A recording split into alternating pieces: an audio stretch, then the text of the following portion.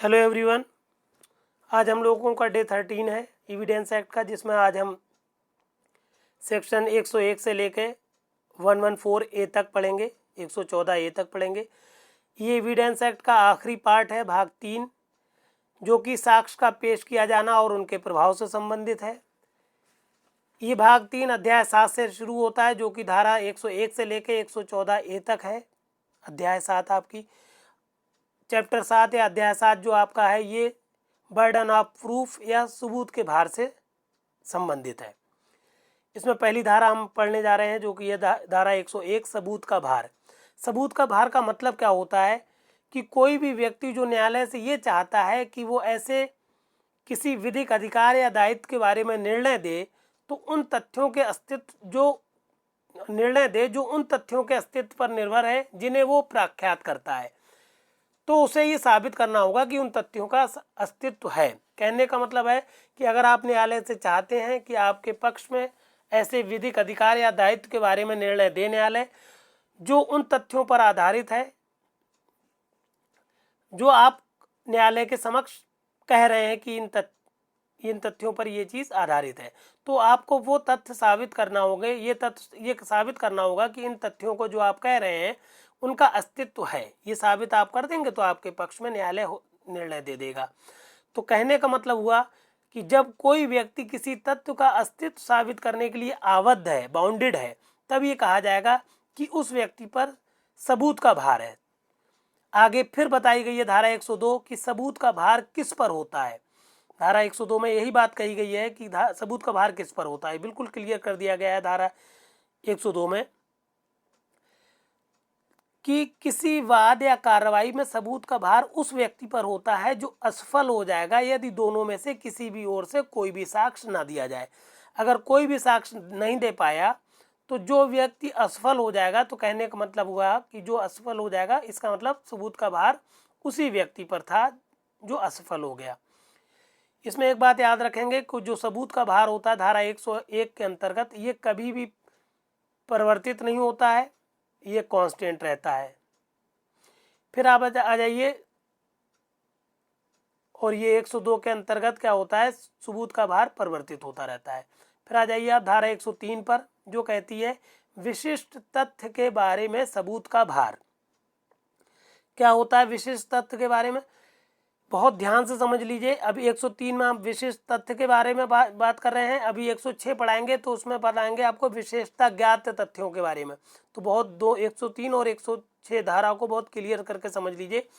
पहले तो आप 103 समझ लें कि किसी विशिष्ट तथ्य के सबूत का भार उस व्यक्ति पर होता है जो न्यायालय से ये चाहता है कि वो उसके अस्तित्व में विश्वास करे, जब तक कि किसी विधि द्वारा ये उपबंधित ना हो कि उस तथ्य के सबूत का भार किसी विशिष्ट व्यक्ति पर है।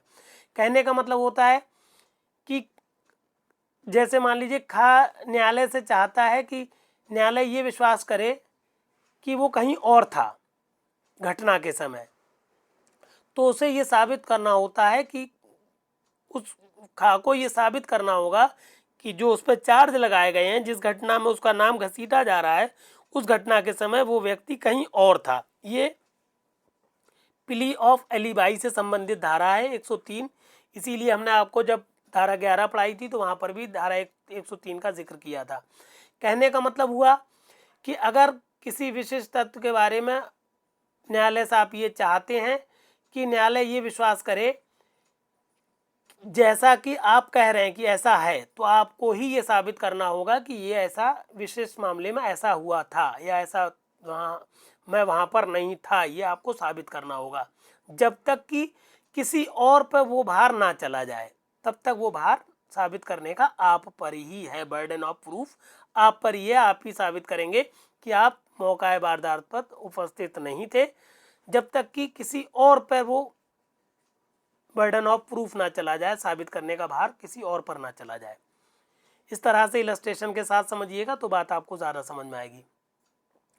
फिर धारा 104 है, साक्ष्य को ग्राह्य बनाने के लिए जो तथ्य साबित किया जाना हो उसे साबित करने का भार।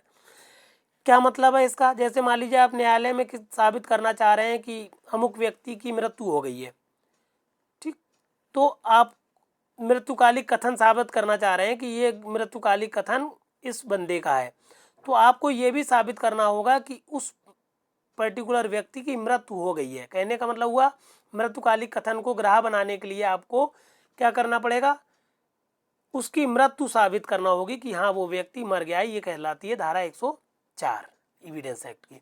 फिर धारा 105 में आ जाइए। धारा 105 ये कहती है, ये साबित करने का भार कि अभियुक्त का मामला अपवादों के अंतर्गत आता है। अगर कोई व्यक्ति क्या है, किसी अपराध का अभियुक्त है, तब उन परिस्थितियों के अस्तित्व को साबित करने का भार जो उस मामले को भारतीय दंड संहिता के साधारण अपवादों में से या इसी संहिता के किसी विशेष अपवाद या परंतु के अंतर्गत कर देती हैं, उस व्यक्ति पर है। कहने का मतलब समझ लीजिए कि अगर आप मान लीजिए किसी अपराध के अभियुक्त हैं, ये बहुत पूछा जाता है कि ये साबित करने का भार किस व्यक्ति पर होता है कि वो अभियुक्त व्यक्ति जो है मामले की अपवादों में आता है। तो अपवादों को साबित करने का भार अभियुक्त पर है, सिर्फ और सिर्फ अभियुक्त पर है। कहने का मतलब यह है धारा का कि कोई ऐसी परिस्थितियां आ गई हैं कि आप अभियुक्त बनाए गए हैं, मगर आप चाहते हैं कि आपको अपवादों का, जो भारतीय दंड संहिता की धारा 76 से लेकर 106 तक अपवाद है, या फिर कहीं और बीच में किसी खंड में अपवाद है या किसी परंतु के अंतर्गत अपवाद है, तो उस अभियुक्त व्यक्ति को ही ये साबित करना होता है कि वो उन अपवादों के अंतर्गत आ रहा है। उसके अलावा न्यायालय ये मानकर चलता है कि ऐसी परिस्थितियां जो अपवादों के अंतर्गत आती हैं, उनका कोई उसमें मेल नहीं है। मतलब न्यायालय उन परिस्थितियों, अपवादिक परिस्थितियों के अभाव की उपधारणा करेगा। मतलब न्यायालय ये मान के चलेगा कि अपवादों में आप नहीं आता हैं, आपको ही साबित करना होता है कि अपवादों के अंतर्गत आप आते हैं। ये कहलाती धारा 105। धारा 106 समझ लें, विशेषता ज्ञात तथ्य को साबित करने का भार। अब देखिए समझ लीजिए, वहां पर क्या था, यहाँ पर क्या है, विशेषता ज्ञात तथ्य, ठीक, और वहां विशेष तथ्य थे। तो विशेषता ज्ञात तथ्य को साबित करने का भार क्या होता है, उसी व्यक्ति पर है जो कि उस विशेष तथ्य के बारे में ज्ञान रखता है। इसको धारा को बिल्कुल एज इट इज याद रखिएगा। विशेषता ज्ञात तथ्य को साबित करने का भार, जबकि कोई तथ्य विशेषता किसी व्यक्ति के ज्ञान में है, तब उस तथ्य को साबित करने का भार उस पर ही है। कहने का मतलब है, कोई भी विशेष तथ्य है जिसके बारे में सिर्फ अभियुक्त व्यक्ति जानता है, तो सिर्फ और सिर्फ वही साबित करेगा। अगर वो साबित करने में नाकामयाब रहता है तो उसको क्या होगी, सजा होगी। जैसा कि देखिए एक केस यहाँ पर है, निर्णय नंबर 2, सदरू बनाम छत्तीसगढ़ राज्य। इस मामले में हुआ क्या था, सदरू बनाम छत्तीसगढ़ राज्य AIR 2019 सुप्रीम कोर्ट। इस झगड़े इस केस में हुआ यह था कि पति पत्नी में झगड़ा हो गया था। पत्नी क्या थी, अपने छोटे बच्चों को लेकर अपने जीजा के घर चली गई, और बड़ा पुत्र जो था उसका वो अपने पिता के साथ रह गया। अगली सुबह जब उनका गुस्सा ठंडा हुआ तो वो अपने घर आई, तो उन्होंने देखा कि उनके बड़ा पुत्र जो है मरा हुआ है। तो उन्होंने शक जताया कि पति ने ही उनके बड़े पुत्र को, अपने बेटे को मार डाला है। पिता जो थे ये साबित करने में नाकामयाब रहे कि उनके पुत्र की हत्या किसी और ने की है। तो ये मान के चला न्यायालय कि इस पिता ने ही अपने पुत्र की हत्या की है। कहने का मतलब है, सुप्रीम कोर्ट से भी इन्होंने अपील की थी सुप्रीम कोर्ट ने, तो सुप्रीम कोर्ट ने इनकी अपील को निरस्त कर दिया था और कहा था कि जब आप ये नहीं बता पा रहे हैं कि आपके पुत्र की हत्या किसने की, तो पूरा ये आपका ही काम है, आपने ही अपने पुत्र की क्या की है, हत्या की है। ये पूरा का पूरा ये था। ये विशेष तथ्य, ये धारा 106 जो आपने विशेषता ज्ञात तथ्य को साबित करने का भार क्या था, क्योंकि सदरू पे ही था। सदरू अगर ये साबित करते कि चोर उचक्के आए थे या कुछ हुआ था तो अलग बात थी। कोई आया नहीं, कोई गया नहीं, तो ये बच्चा कैसे मरा, ये नहीं, इसका जवाब नहीं दे पाए, इसलिए इनको दोष सिद्धि हुई।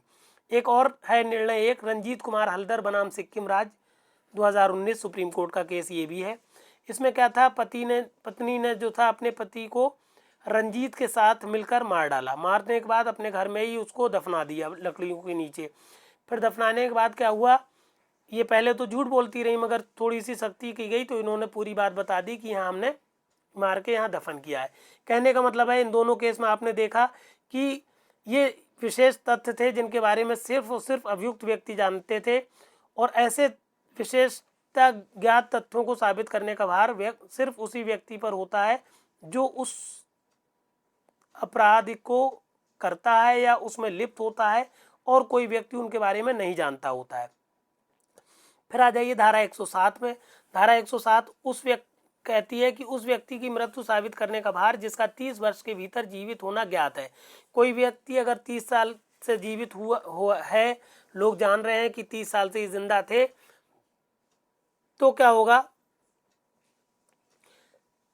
आपको साबित करना होगा कि ये मर गए हैं। जो ये कहे कि ये मर गए हैं तो उसे ये साबित करना होगा ये मर गए हैं। कहने का मतलब पूछा जाता है आपसे कि जीवित रहने की अवधारणा किस धारा से संबंधित है, तो जीवित रहने की अवधारणा धारा 107 से संबंधित है।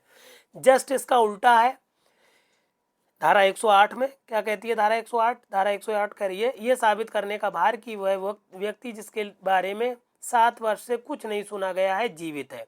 अगर कोई ऐसा व्यक्ति हो जो जिसका 7 साल से कोई अता पता नहीं है और आप कह रहे हैं कि ये व्यक्ति जिंदा है, तो आपको ये चीज़ साबित करना होगी कि वो व्यक्ति जिंदा है। धारा 108 मृत्यु की अवधारणा से संबंधित है। लोग ये मान के चलते हैं कि इसमें आदमी मर चुका है, मगर आप कह रहे हैं कि जिंदा है, तो आप साबित करिए कि जिंदा है।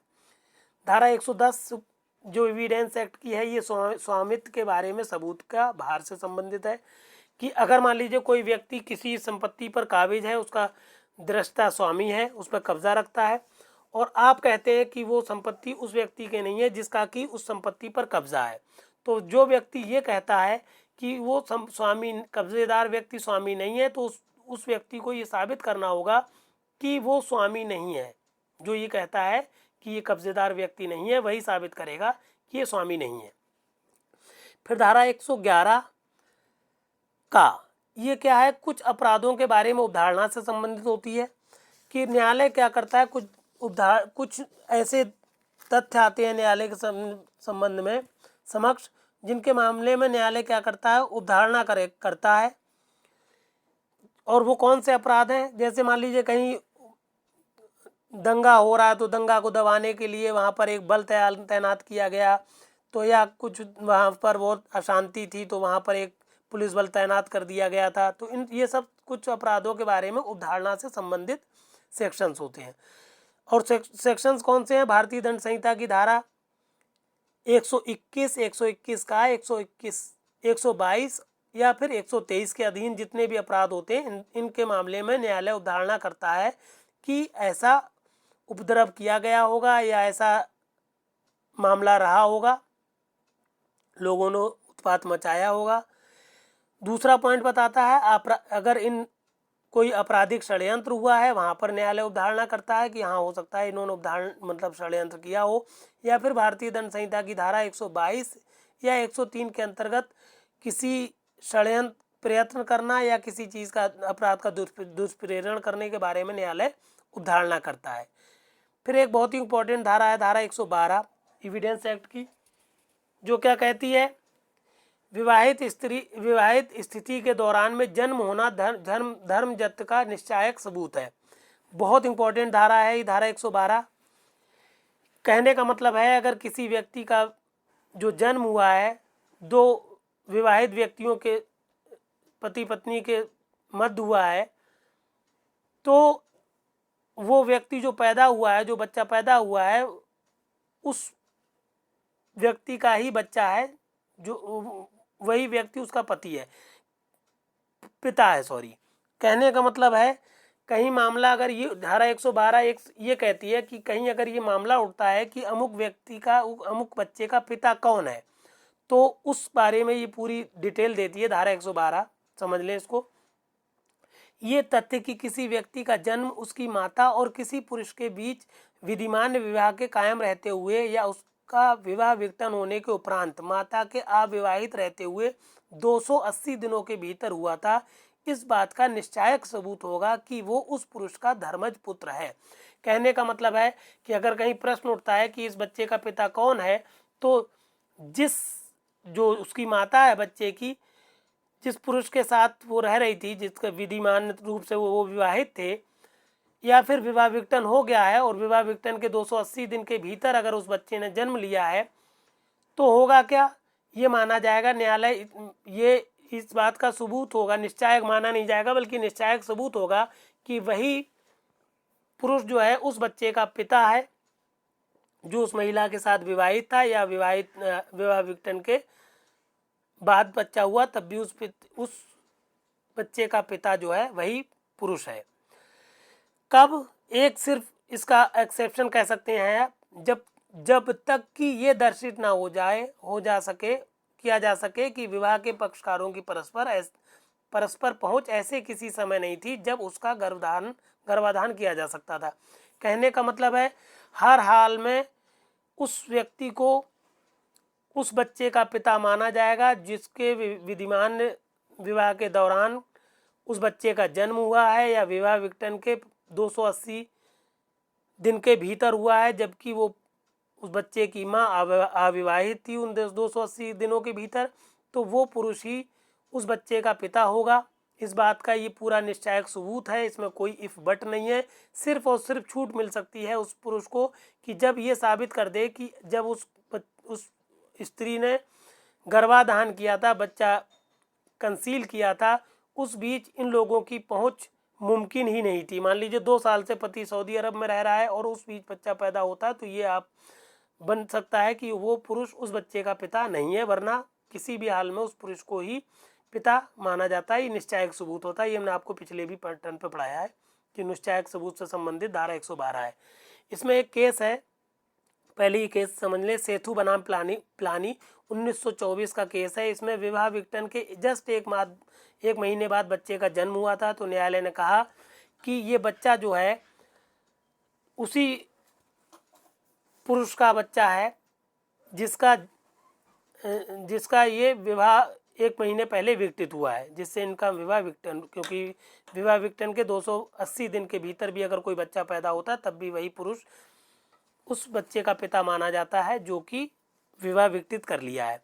दूसरा केस एक लेटेस्ट केस है 2021 का, अशोक कुमार बनाम राजगुप्ता, ये 2021 का केस है सुप्रीम कोर्ट का। इस केस में हुआ क्या था कि वादी ने जो था अपने समर्थन में सारे साक्ष्य दे दिए थे कि वो ही अपने पिता की एकमात्र संतान है, और विचारण न्यायालय ने भी पैतृकता के आधार पर उसको वसीयत, जो उसका मतलब पिता की संपत्ति थी, उसको प्रदान कर दिया था। मगर उसने जब उच्च न्यायालय में अपील की तो उच्च न्यायालय ने क्या किया, प्रतिवादी के आवेदन पर डीएनए का परीक्षण कराने के लिए आदेश कर दिया। तो जो ये वादी थे ये सुप्रीम कोर्ट चले गए, इन्होंने अपील की, तो अपील इनके पक्ष में हुई। सुप्रीम कोर्ट ने बिल्कुल साफ कह दिया कि जहां की वादी ने अपने दावे के समर्थन में सभी साक्ष्य प्रस्तुत कर दिए हैं, वहां उसकी पैतृकता निर्धारण हेतु प्रतिवादी के आवेदन पर वादी को डीएनए परीक्षण कराने हेतु बाध्य नहीं किया जा सकता। सुप्रीम कोर्ट ने क्लियर कह दिया कि जहां इन्होंने अपने सारे सबूत दे दिए कि ये ही अपने पिता की औलाद हैं, वहां पर अब इनका डीएनए परीक्षण करना क्या है, इनके निजता के जो अधिकार है उसका हनन करना है, इसलिए इनको डीएनए परीक्षण नहीं कराया जाना चाहिए और ये ही एकमात्र अपने पिता के वारिस हैं। ये कहते हुए न्यायालय ने अपील इनकी अनुज्ञात कर ली। अब आ जाइए आप धारा 113A किसी विवाहित स्त्री द्वारा आत्महत्या के दुष्प्रेरण के बारे में उपधारणा। कहा जाता है अगर कोई स्त्री क्या हो 7 वर्ष के भीतर कोई आत्महत्या कर ले तो न्यायालय ये उपधारित कर सकेगा कि इसको क्या हुआ था, दहेज के लिए उत्प्रेरित किया गया था और दहेज लाने के लिए इसको परेशान किया गया था, इस दुख के कारण इसने क्या किया है, आत्महत्या कर लिया। तो ये माना जाता है इसके ससुराल वालों ने इसको आत्महत्या करने के लिए दुष्प्रेरित किया था। फिर धारा 113B दहेज मृत्यु के बारे में उपधारणा। तो दहेज दुष्प्रेरण के बारे में न्यायालय क्या है, उद्धारित कर सकेगा होता है शब्द आता है, और दहेज मृत्यु के बारे में उपधारणा के बारे में न्यायालय उपधारणा करेगा। कहने का मतलब है अगर कोई महिला क्या हो अपने विवाह के पश्चात 7 साल के भीतर अगर आत्महत्या कर लेती है तो ये माना जाता है, आत्महत्या नहीं, अगर उसकी मृत्यु हो जाती है असामान्य परिस्थितियों में बिल्कुल क्लियर समझ लीजिए। 113 खा में कहा गया है कि अगर किसी महिला की मृत्यु असामान्य परिस्थितियों में होती है तो ये माना जाता है कि इस न्यायालय ये अवधारणा करेगा कि इसको दहेज के चक्कर में मारा गया है। दहेज मृत्यु के बारे में अवधारणा करेगा। दहेज मृत्यु हम आपको आईपीसी में पूरा पढ़ाएंगे, 304B में डिटेल्ड पढ़ाएंगे इसको। कहने का मतलब है 113A में अवधारणा कर सकेगा आएगा, 113B में अवधारणा करेगा आएगा शब्द। धारा 114 न्यायालय किन्हीं तथ्यों का अस्तित्व उद्धारित कर सकेगा। किन तथ्यों का उद्धारित कर सकेगा न्यायालय, ये बहुत इंपॉर्टेंट बात है। तो न्यायालय क्या होता, किन्हीं ऐसे तथ्यों के न्यायालय किसी ऐसे तथ्य का अस्तित्व उद्धारित कर सकेगा जिसका घटित होना उस विशिष्ट मामले के तथ्यों के संबंध में प्राकृतिक घटनाओं, मानवीय आचरण, लोक और प्राइवेट कारोबार के सामान्य अनुक्रम में। कहने का मतलब है ये तीन बातें आप याद रख रहे हैं, प्राकृतिक घटनाओं, मानवीय आचरण और लोक और प्राइवेट कारोबार के संबंध में अगर कोई सामान्य के संबंध में क्या हो, कोई विशिष्ट मामला अगर आता है न्यायालय के समक्ष, तो इस विशिष्ट मामले के संबंध में क्या होगा, न्यायालय उन तथ्यों का अस्तित्व उद्धारित कर सकेगा। इससे संबंधित हमने आपको पिछले टर्म पर धारा 133 पढ़ाई थी, उसमें हमने धारा 114 का जो दृष्टांत इलस्ट्रेशन बी है उसको पढ़ाया था। इसमें कहा जाता है 114 का इलस्ट्रेशन बी पूछा जाता है कि सह अपराधी, इलस्ट्रेशन बी कहता है कि सह अपराधी विश्वसनीयता के अयोग्य है जब तक कि तात्विक विशिष्टियों से उसकी संपुष्टि नहीं हो जाती। इस तरह से धारा 114 जो है न्यायालय किन्हीं तथ्यों का अस्तित्व उद्धारित करता है, कब कि जबकि वो परिस्थितियां को क्या हो, विशिष्ट मामलों में होना चाहिए और क्या होना चाहिए, प्राकृतिक घटनाओं से संबंधित होना चाहिए, मानवीय आचरण से संबंधित होना चाहिए या फिर लोक या प्राइवेट कारोबार के संबंध में होना चाहिए। अगर ये विशिष्ट मामले में प्रदर्शित हो रही है तो यहाँ पर अवधारणा कर सकेगा। एक धारा और है, हमने जगह ना होने की वजह से इधर ब्रैकेट में इधर लिख दिया है लाल पेन से, धारा ये तिरछा होकर लिखी हुई है, धारा 114 का। धारा 114 का एग्जैक्टली समझ लें आप क्या हो। धारा 114 का में कहा गया है बलात्संग के कतिपय अभियोजन में सम्मति के ना होने के बारे में अवधारणा, कि अगर किसी महिला के साथ क्या हुआ, बलात्संग हुआ है और वो कहती है कि उसने सम्मति नहीं दी थी, तो न्यायालय क्या होगा, साक्ष्य में न्यायालय के समक्ष कह दिया उसने कि हमने सम्मति नहीं दी थी, तो न्यायालय क्या करेगा, अवधारणा करेगा कि उसने सम्मति नहीं दी थी। ठीक, तो आपको ये बात याद रखना है कि बलात्संग के मामलों में अगर महिला 114 धारा 114 का कहती है कि अगर बलात्संग के मामलों में महिला स्वयं न्यायालय के समक्ष साक्ष्य देती है कि उसने सम्मति नहीं दी थी, तो न्यायालय अवधारणा करेगा कि उस महिला ने सम्मति नहीं दी थी। ठीक, इसमें और कोई इफ बट नहीं होगी। इस तरह से ये 114A तक हमने सेक्शन आपका करा दिया, जो कि हम बता चुके हैं सारी जुडिशरी कम्पिटिशन्स के लिए या एंट्रेंस एग्ज़ाम्स के लिए या फिर LLB एग्ज़ाम्स के लिए, सबके लिए कंप्लीट मैटर है। इसलिए आप सारे साथियों को इस मैटर को शेयर कर दीजिए और हमारे चैनल को सब्सक्राइब कर लीजिए। चैनल को सब्सक्राइब करते ही आप वीडियो पे पहुंच जाएंगे जिसमें आपको लाइन से सेक्शन वाइज वीडियोस प्राप्त हो जाएंगे। फिर भी कोई असुविधा हो तो हमारे नंबर 9450770672 पे कॉल करें या मैसेज कर दें व्हाट्सएप पे, और ये मैटर सबको शेयर करें और सब्सक्राइब करें चैनल को। धन्यवाद।